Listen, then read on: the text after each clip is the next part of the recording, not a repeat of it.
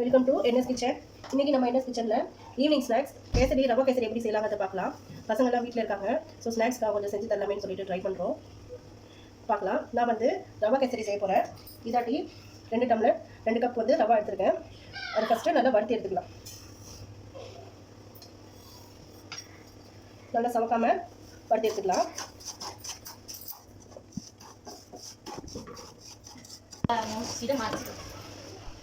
இப்போ ரவா நல்லா வறுத்துக்கிட்டு இருக்குது. இது நல்லா வறுத்தோம். இப்போ நம்ம வந்து இந்த கேசரி கொடுக்குற தண்ணியை நம்ம ஃபஸ்ட்டு கொதிக்க வச்சுக்கலாம். இப்போ இந்த கிளாஸ் ஆட்டி 2 கிளாஸ் வந்து நான் ரவா எடுத்துருக்கேன். நம்ம வந்து உப்புமா செஞ்சோன்னா 1க்கு 1 தான் ஊற்றுவோம். ஆனால் கேசரிக்கு வந்து அப்படி ஊற்றக்கூடாது. 1 டம்ளர் ரவா எடுத்தோன்னா 3 டம்ளர் தண்ணி ஆட் பண்ணிக்கணும். இப்போ நான் வந்து இதாட்டி 2 டம்ளர் இருக்கிறதுனால 6 டம்ளர் தண்ணி ஆட் பண்ணி ஃபஸ்ட்டு கொதிக்க வச்சுக்கலாம் தண்ணியை. இதில் வந்து சிம்மில் வச்சு இதை வறுத்துக்கிட்டு இருக்கலாம்.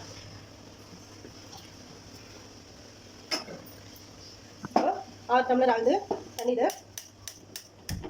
தண்ணி கொதிக்க வச்சுக்கலாம். இது ஒரு பக்கம் கொதிக்கிட்டோம். ரவா நல்லா வாசம் வருது சவந்து. இதில் வந்து நம்ம வந்து ஃபஸ்ட்டு கீ வந்து ஆட் பண்ணிக்கலாம்.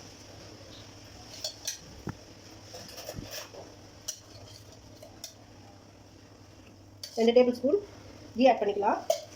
அந்த கீயில் நல்லா ரவா பொரிக்கும்.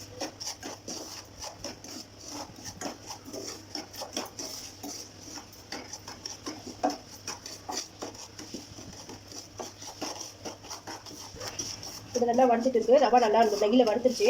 இப்போ நம்ம அதில் கொஞ்சம் சால்ட் ஆட் பண்ணிக்கலாம். அப்போ தான் நம்ம வந்து இனிப்பு போடும்போது கொஞ்சம் தூக்கி காட்டும் இனிப்பை. 1 டீஸ்பூன் சால்ட் ஆட் பண்ணியாச்சு. நல்லா பொரியுது. இன்னும் தண்ணி நல்லா சூடு ஏறி வந்துட்டுருக்கு. தண்ணி நல்லா கொதிக்கிட்டோம். அது வரைக்கும் நல்லா கிண்டிக்கலாம். இப்போ இது வந்து 2 கப்பு வந்து ரவா எடுத்துருக்கோம். அதுக்கு வந்து அதே கப்பாட்டி 1 கப் அளவு சீனி எடுத்துக்கணும். இது கொஞ்சம் நல்லா வரட்டும். வறுத்ததுக்கப்புறம் தண்ணி ஆட் பண்ணிவிட்டு நம்ம சீனி ஆட் பண்ணிக்கலாம். இப்போ ரவா நல்லா சவந்து வந்துருச்சு. இப்போ அதில் வந்து நம்ம எடுத்து வச்சுன வாட்டரை ஆட் பண்ணிக்கலாம். ஆட் பண்ணும்போது கொஞ்சம் சிம்மில் வச்சுருங்க. அடுப்பை மேலே தெரிக்கும் இல்லாட்டி.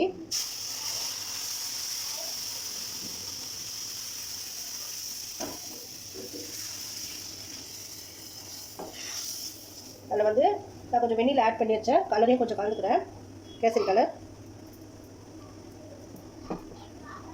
கொஞ்சம் தண்ணியில் கலந்து வச்சுருக்கேன். கேசரி கலரு இப்போ தண்ணி பத்தில் கொஞ்சம் தண்ணி ஆட் பண்ணிக்கலாம். எல்லாத்தையும் ஒரே டைமிங்லேயே நம்ம ஊற்றக்கூடாது. நம்ம ஏன்னா இதுக்கப்புறம் சீனி ஆட் பண்ணும்போது அந்த லெவல் கொடுப்போம். ரொம்ப தண்ணியாக போயிடும் கேசரி. இப்போ இந்த பதம் இருக்கும்போது நம்ம வந்து சீனி எடுத்து வச்சுருந்ததை ஆட் பண்ணிக்கலாம்.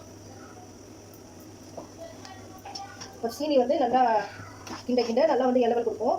அதுவே வந்து கேசரிக்கு நல்லா டைட்னஸ் இல்லாமல் ஃப்ரீயாக இருக்கும். கலர் நாங்கள் வந்து அதிகமாக ஆட் பண்ண மாட்டோம், லைட்டாக தான் யூஸ் பண்ணுவோம். ரொம்ப கலரும் உடம்புக்கு வந்து கேடு, அதனால் லைட்டாக கலர் ஆட் பண்ணிக்கிட்டோம். இப்போ நல்லா தண்ணிலாம் கலந்து நல்லா கரெக்டான பதம் இருக்குது பாருங்கள். ஃப்ரீயாக டைட்னஸ் இல்லாமல் ரொம்ப லூஸாக இல்லாமல் கரெக்டாக டேஸ்ட்டாக ஸ்வீட்டான கேசரி ரெடி ஆகிடுச்சு. இப்போ இதை வந்து நம்ம ஃபைனல் பண்ணணும்னா மேலே வந்து முந்திரி பாதாம் எல்லாத்தையும் கீழே வறுத்து அதில் கொஞ்சம் நம்ம ஆட் பண்ணிக்கலாம். இப்போ ஒரு பேன் வச்சுட்டு அதில் 2-3 டேபிள் ஸ்பூன் நெய் ஊற்றிட்டு நம்ம எடுத்து வச்சுருந்தேன் முந்திரி பாதாம் பிஸ்தா எல்லாத்தையும் அதில் ஆட் பண்ணிக்கலாம்.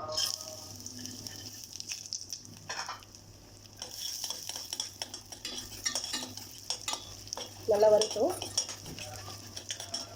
கொஞ்சம் மீடியமான லோ ஃப்ளேமில் வச்சு வறுத்துக்கோங்க. சவக்கூடாது. நல்லா வறுத்துக்கோம். இப்போ முந்திரி பாதாம் பிஸ்தா எல்லாம் சவுண்டு வந்துடுச்சு. இதை வந்து அப்படியே நம்ம இந்த கேசரியில் ஆட் பண்ணிக்கலாம்.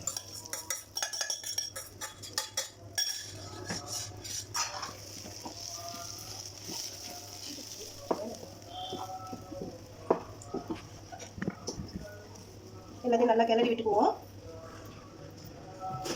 நல்லா எல்லா நட்ஸும் போட்டு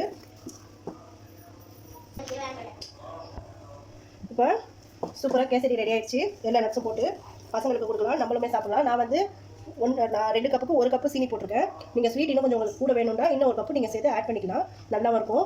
கீயும் நிறைய ஆட் பண்ணியிருக்கேன். இந்த பாருங்கள், கேசரி சூப்பராக ரெடி ஆச்சு. ஸ்வீட்டாகவும் செம்ம டேஸ்ட்டாகவும் இருக்குது. நீங்களும் ட்ரை பண்ணி பாருங்கள். ஈவினிங் ஸ்நாக்ஸ் இந்த மாதிரி செஞ்சு பசங்களுக்கு கொடுங்க. இப்போ லீவில் இருக்காங்க வீட்டில். நீங்களும் ட்ரை பண்ணி பார்த்துட்டு எனக்கு கமெண்ட் பண்ணுங்கள். மறக்காமல் சப்ஸ்கிரைப் பண்ணுங்கள். நெக்ஸ்ட் வீடியோவில் சந்திக்கலாம். பாய்.